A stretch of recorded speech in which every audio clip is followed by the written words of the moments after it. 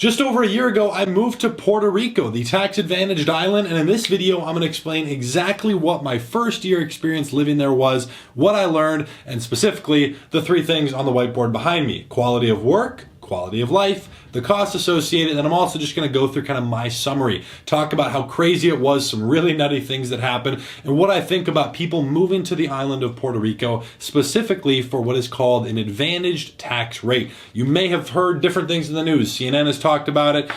Different people try to put me on blast because I talk about it. A lot of people who live there refuse to let you know that they live in Puerto Rico. They don't post about it because there's a lot of backlash that comes with it. But it is a legal tax strategy, just like people who move to Dubai and give up their citizenship. It's the same thing. Very, very similar. You're just moving your company and yourself somewhere for the purpose of saving money, potentially at a corporate level, at a capital gains level. So I'm going to explain a little bit more about what I did, a quick summary. I joined a couple of the specific acts inside of their tax decrees. So there's Act 20, there's Act 22, there's the roll-up of that called Act 60. Yes, you can still separate that. There's Act 183. There's a bunch of other things, but the most common one is Act 20 and Act 22. This is where you can have a corporate tax rate at flat 4%, which is crazy. I used to pay 45% minimum. Now it's 4. There's extra costs associated, but 4% tax. Or you can do the capital gains route, which is where there's a couple more restrictions and you pay 0%. So a lot of stock traders, crypto people, NFT people, a lot of them take advantage of the tax rates down in Puerto Rico. Now, with doing the capital gains side of things, you have to buy a property within 2 years. There's a lot of other restrictions, but I moved one of my corporations down there. I moved two of my main companies under the holding company to Puerto Rico because I can operate them there, and I decided to move there. So my primary residence is in Puerto Rico. You might have seen my apartment tour. I've made tons of videos showing it. I've talked a little bit about it here on YouTube as well as on TikTok, and definitely show more of my life over on my Instagram, so go follow me there. So I want to explain a little bit more about what this was like because I've officially gone through the process of hiring multiple CPAs, firing multiple, and finding the person I'm going to work with. Getting my taxes filed for the first year, I wanted to wait until I did that to make this video, to talk about the experience. And if I'm being honest, it was equally as easy. I thought it was going to be a lot harder, equally as easy as back in the US, filing my personal returns. They really take care of everything. Now, I just want to make it clear, my personal salary, Hayden Bowles' salary, which is a fair but reasonable salary by definition from Puerto Rico, that is a requirement. And just so you know, the bare minimum you can do is $65,000 a year. So fair but reasonable. That is taxed at a normal rate. A very normal rate based on that income. That's now 4%. The only tax advantage is for the additional capital inside of the corporation. And after I pay that 4%, I can then distribute money to myself. So for an example, I made a video talking about a new purchase of mine. It was a 4-unit apartment building in Arizona. That took about $143,000 in cash out of my own pocket to do. That money was specifically funded with profits that my company had made, the company in Puerto Rico, and I distributed it back to myself at 0%. I had already paid the 4% flat rate tax on it. So that's just how I think about that money. And yes, there's other money sitting in other places, but it was really cool to do that. I've purchased my first property with gains that were taxed at such a low rate. So it's really interesting. Now, I want to kind of summarize my experience living on the island. Huge shock in terms of the differences in life. Now, I want to actually start by not talking about the personal differences. I want to talk first about the quality of work. I don't know if you can read up here with the light reflecting off this board. Quality of work. The reason I want to talk about this first is because at the end of the day, the primary reason that I moved to Puerto Rico is for the tax benefits. I'm not going to lie about that. I'm not going to hide it. Yes, it's a beautiful place. Yes, I've been before I moved there. It's great. But the primary reason I would not be living there if there was no tax program. It just wouldn't make sense geographically. However, because of that, I wanted to make sure that I still had a good quality of work because a lot of people will go there to save $1, but if their work quality drops and they make less money or work less or whatever happens or they're distracted, I know people who've gone there very similarly to Miami. It's a very similar Spanish culture, and they get sucked into the partying and the nightlife and just friends and drinking and whatever, golfing on Sundays. And I have definitely seen people move there and make less money. Now, they might make the same because their taxes are lower, but overall, they're making less money. So it can be kind of counterproductive for me. Quality of work, I actually saw no change. What was really cool, I was able to go in like a blitz mode is what I like to call it, when I'm in Puerto Rico. Because while I really like being there and I'm there a majority of the year, there's not a ton of additional, let's call them activities that I do. I go golf every once in a while with one of my friends. I'll go out occasionally. I don't drink, so I'm just like standing around awkwardly at La Placita or wherever we go. It's not really my vibe, right? But I'll go out occasionally. I go to the beach here and there with some friends, and you get together and have a dinner with like 5-10 people, and it's cool. But I'm not doing a lot of things. I'm not leaving the house like every day. Like the only place I go is the gym every day. So it's not a lot of activities going on. So it's very easy to stay very focused on the work, which is great. So I saw that I worked a lot more in Puerto Rico, and I was able to work less when I was not on the island. So that was really cool. But a quality of work perspective, I saw no change. I was really happy with that. I attribute a big piece of that to my environment. It's very important. Puerto Rico, we're going to talk about the cost of living. A lot of people do not know about the cost of living there. It is ridiculous. However, I really wanted to choose a good environment. And in doing so, I ended up spending $12,000 per month in rent. Now, I had a roommate, but still, it was an expensive place to live. And we'll get into all that here in a minute, but let's talk about the quality of life. For some people, that's more important. For me, at the end of the day, however long I decide to do this Puerto Rico thing, which I'll tell you here at the end of the video, for me, it is important to have a good quality of life, always, absolutely non-negotiable. But the main focus is the quality of the work, because I'm at a point in my career where that's just more of my focus, no matter where I am. I'm more focused on the work and the output that is creating for the purpose of investing. I've already achieved what I wanted to achieve, and this might be a little side tangent, so I don't want it to sound weird, but I don't need anything more. What I'm doing now is not for me. It's just, I enjoy the challenge. I really like what I do, and there's more I can learn and grow and network with and just bigger deals I can do. But now it's like setting up the future stuff, right? So that there's just more on the table in the future for future family, for current family, for whatever. I'm just making sure that that's taken care of. So the quality of work is important to me. In terms of the quality of life, again, huge culture shock. The way that I describe it to people who've never been to Puerto Rico, I view it as a mix between Thailand and Miami. Really interesting mix. I've spent very, very long amounts of time, many months straight in both of those locations. And the reason I describe it as that is because you have a slight bit of the Spanish party culture, right? That's kind of the Miami vibe with big city. And you have a mix of the Thailand where you have certain pockets that are extraordinarily expensive, but most of it is not. And you have a lot of things that are run down that have maybe had a natural disaster and they haven't really been rebuilt. So that was kind of the vibe that I get. No hate, no positive. It's just, that's my unbiased opinion after living there. I just think it's a mix between those. That's the vibe I get. Some areas are really nice, and then across the street is like, a freaking blown up house that's spray painted and it hasn't been touched in a decade. So it's really interesting, but I enjoy it. It's a really cool place. Quality of life, okay? I do want to point this out, just like from the quality of work. It was very easy to focus on my health when I was in Puerto Rico. I've never been fat. I've never been skinny. I've never considered myself to be drastically unhealthy. But when I decided to focus on my health when I got to Puerto Rico, I dropped 20 pounds in 2 weeks. Everyone's, oh, that's unhealthy. I did it on purpose. And some people try to everybody's a genius in the comments. Everybody's always a doctor or an expert. I've consulted with some of the highest level people and paid dearly for that because I wanted to understand the information in terms of health and working out and what I decide to do and my routines. But at the same time, it became very easy for me to focus on that because, again, there's not a lot of activities distracting me from that. So it's really fun to have the extra time to put into that and be able to really have the discipline from it. For an example, I think the exact number I said it in the video summarizing the year and outlining my 2022 goals. I spent about 191 or 193 days in the gym last year. I had the exact tally. I put it in that video.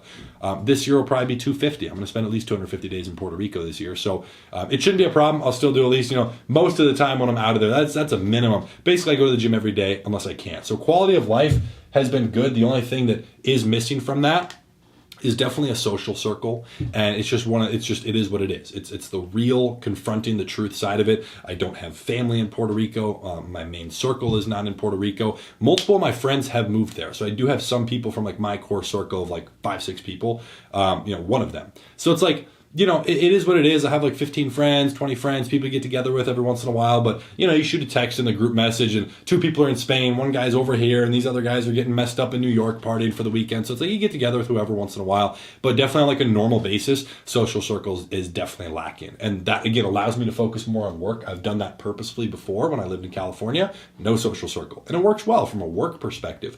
But quality of life, it's definitely different. I don't have my cars there. I don't get to do the typical activities or have fun on a normal basis. So it can just get a little stale, a little boring. So I find myself really going to Puerto Rico for a month and a half, and then I got to leave for a bit, and then I come back, and then I leave. So I'm constantly I don't want to say escaping or running from something, but it just, again, it gets a little stale, and I feel the need to leave. I don't know exactly why yet. I haven't quite identified what I might be running from, but I will definitely let you know as that changes. So that's kind of the quality of work, quality of life. I definitely didn't notice too much of a quality difference in terms of work, quality of life. Not really a problem because I can still travel and kind of go do whatever.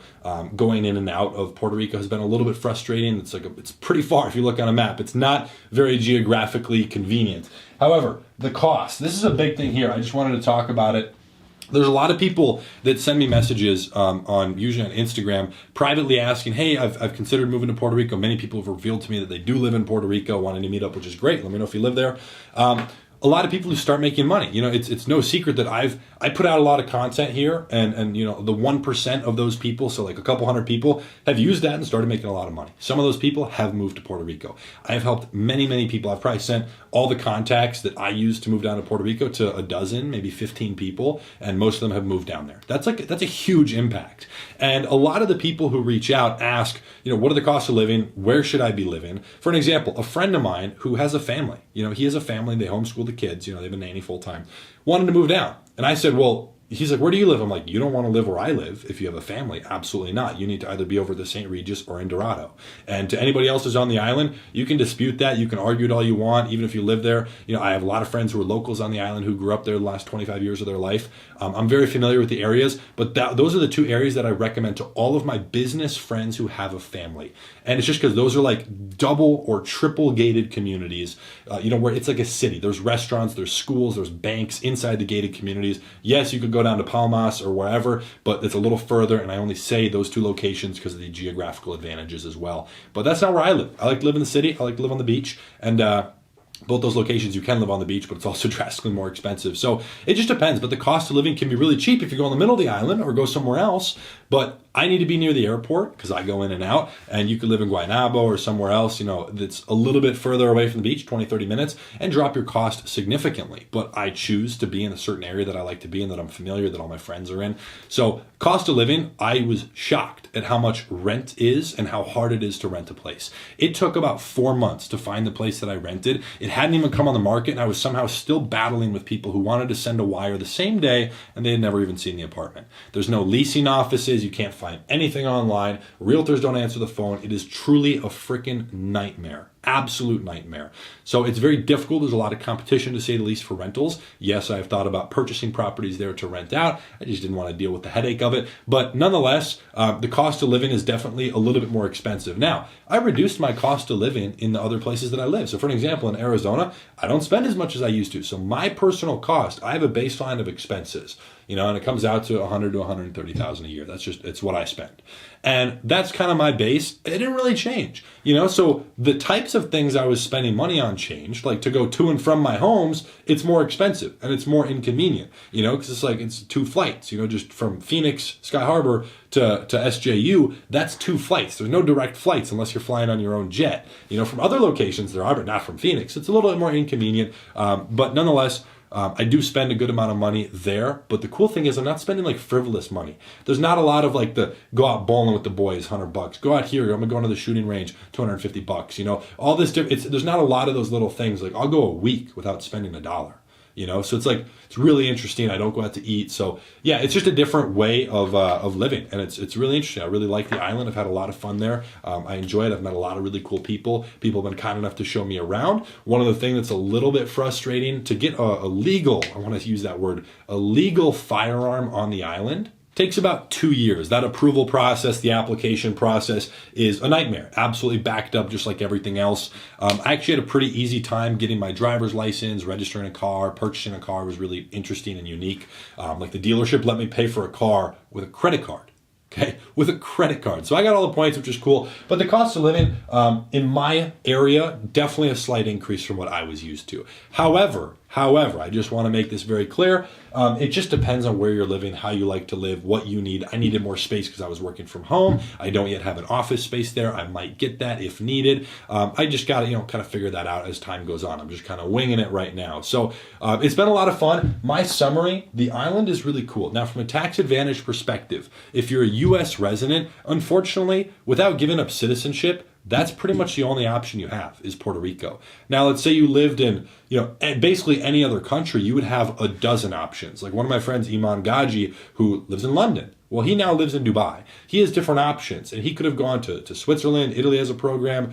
There's some tiny other islands I can't even pronounce that have programs. There's a lot more options that open up. And for me, I'm not willing to give up my citizenship. And so it was not even on the table, like, hey, let's look at Dubai. I'm not even going to look at apartments because it's not going to happen. So from a simplicity perspective, from a cost perspective, you're going to spend anywhere from $5,000 to $30,000 moving down to Puerto Rico from a legal perspective, depending on how you do it. But it really can be a cost-effective model. If you're anybody in the consulting business, the software business, the crypto, stock trading, e-commerce, where you don't hold a ton of inventory, that just adds a slight hiccup. One of our companies that does has a little problem there. It's an extra step. You can still do it legally. But anything like that, you could, if you're willing to live in Puerto Rico, over 183 days a year, great advantage. I would highly recommend it. I think it's a great program. I purposefully am wanting to make content like this because I want to get more people down there. It's really cool.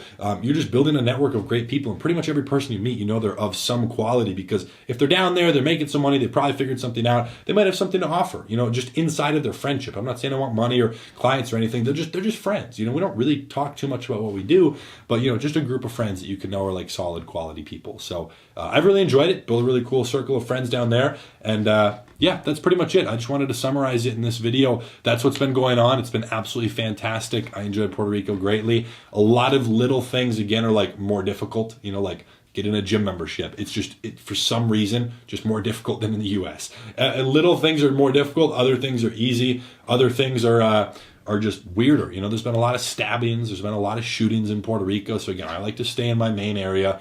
I would love to hear back about my application for a firearm. That's just something I always like to have in my home and any vehicles.